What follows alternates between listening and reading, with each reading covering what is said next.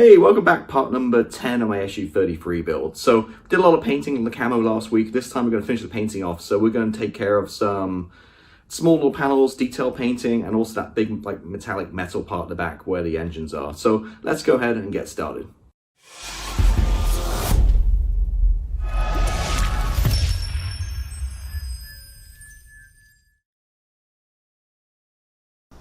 Hey, welcome back. So in the last part we did the beautiful blue scheme on this guy.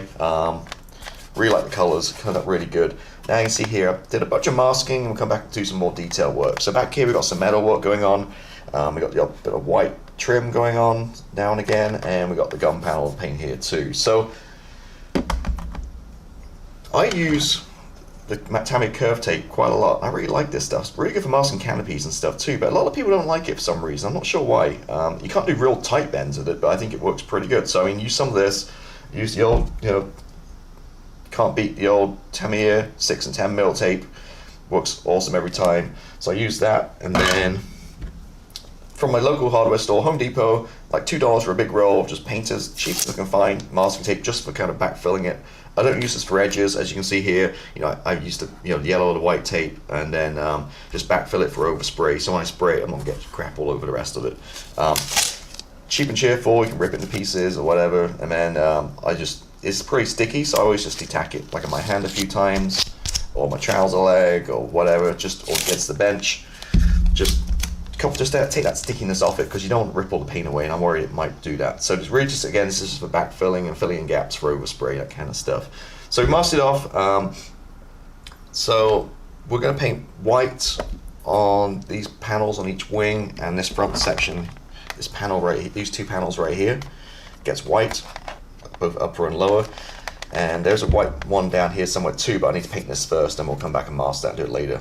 As I mentioned last time, use my off-white, which is basically XF2 with a couple, well, more than a couple, probably a few little drops of buff mixed in, just to get it, knock it off a shade, make it more of a creamy kind of, more natural kind of color. So we're gonna do that. For the gun, these two panels here, where the gun is, I'm gonna use gunmetal LP19. I think that's gonna be a good color. And what I'm gonna do back here for the engines, metallic part on the upper and lower, I'm going to start with LP63 titanium silver, which is more of a lighter color, and then we'll talk about it later. But I'll come back with we'll come back with darker colors, should I say, with some different shading, different effects and stuff. But this will be my base color. I want to start light and work my way up. So we'll start with titanium silver at the back. And again, we're going to do LP19 gunmetal for this guy right here. So I do have a separate airbrush for my metallics. I'm fortunate enough I can do that. Just keeps the pigments away and stuff. But yeah, I'll get going. I'll spray the white and that and the metal parts, and I'll be right back. All right, so no problems at all. We've got painted. We've got the white parts, panels painted on these guys on the wings. No problem at all. Oh, knocking the camera. The white panel at the front here, that one's done. There's one doing the other side with your mask up. Now this is dried. We painted the gunmetal, which looks really good on the these two panels right there as well. Also, you can see I made a start painting this guy back here, the engines. Now, I'm not really following any reference materials per se. I'm just kind of going at it like freestyle and doing what I think looks good. So this is, if you're a rivet counter, you might want to turn away. But again, I'm just doing what I think going to look good. So I sprayed the light colors. We mentioned the titanium silver to give me kind of a base coat. Then I add a little bit of paint, a little bit of the gunmetal paint. Still my airbrush from painting this. I just then started misting some on to create, again, a little bit of texture. So now I'm going to come back and add some like hot metal kind of effects to it. So I've had these for years, and they're my go-to. You can see the bottle's almost full still. I only use a drop. So I've got hot metal blue and red. I also have sepia, but for this I don't think I need it. So I'm going to use blue and red, and also I've got my jet exhaust. It's one of my favorite colors, Alclad 113. Oldie, but still the best. This bottle's almost empty actually, but again, this is going to be good for adding some heat stains and some grime and that kind of stuff. So these three I'm going to use basically more as like a post shading kind of effect. So I'm going to go ahead and paint, still masked up, so I'm going to go ahead and paint the area back here with these, and I'll come back in a minute. One thing you could do, the exhausts. I've obviously not built the exhaust yet, but where you got this paint in the gun, you could probably paint the exhaust a similar color on the back. I'm actually Didn't do that. I actually think it's a good idea because I want some little tonal differences and different shades and stuff. So I'll paint those, do those completely separately at a later date. All right, so let me go ahead and add some of these mists. Very lightly with these guys. You don't need much at all. Just very light, very low air pressure and light mist over it, and we'll create some effects and some visual appeal to this. All right, so I wanted to pick out the panels here, which are in real life are a little bit brighter. So I used my Alclad steel. This time they're matte aluminum ALC 116. So I mastered off, pretty simple to master. There's 4 in a row, makes it pretty easy there, and a couple up front. Galaxy masks do a special mask set just for the back here, but I think it's like another $10–15.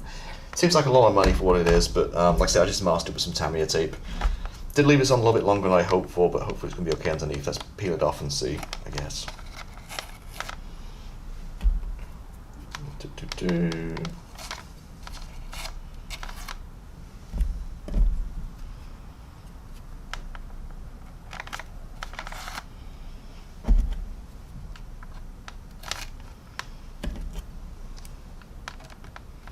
Just being careful with my tweezers so I don't gouge the paint underneath it.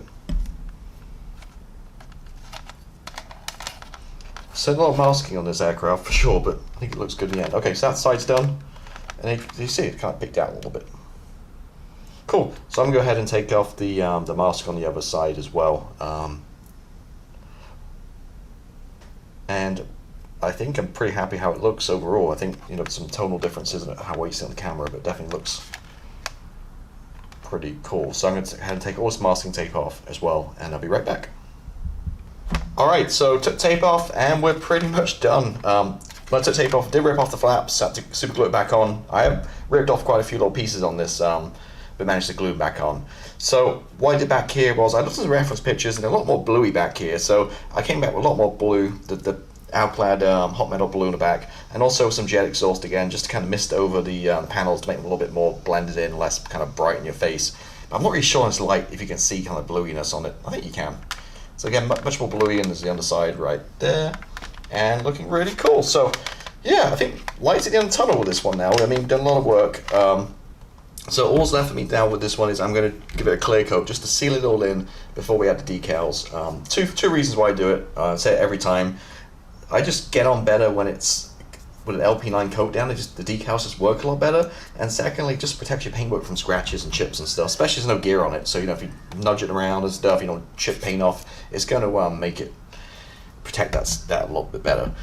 So yeah, so a little bit short of this video, but again, still a lot more work gone into this, but we're looking really good. So I think we're almost ready now for the stage where we can come back and put some decals on this thing and make it really pop. So really excited about that one. So as always, thank you for watching these videos. Certainly appreciate it and all the kind comments and everything. And if you haven't done so, please consider subscribing. It's totally free. You just get notifications on my new videos and that kind of stuff, and it does help the channel out. So thanks as always, and I'll catch you next time. Bye.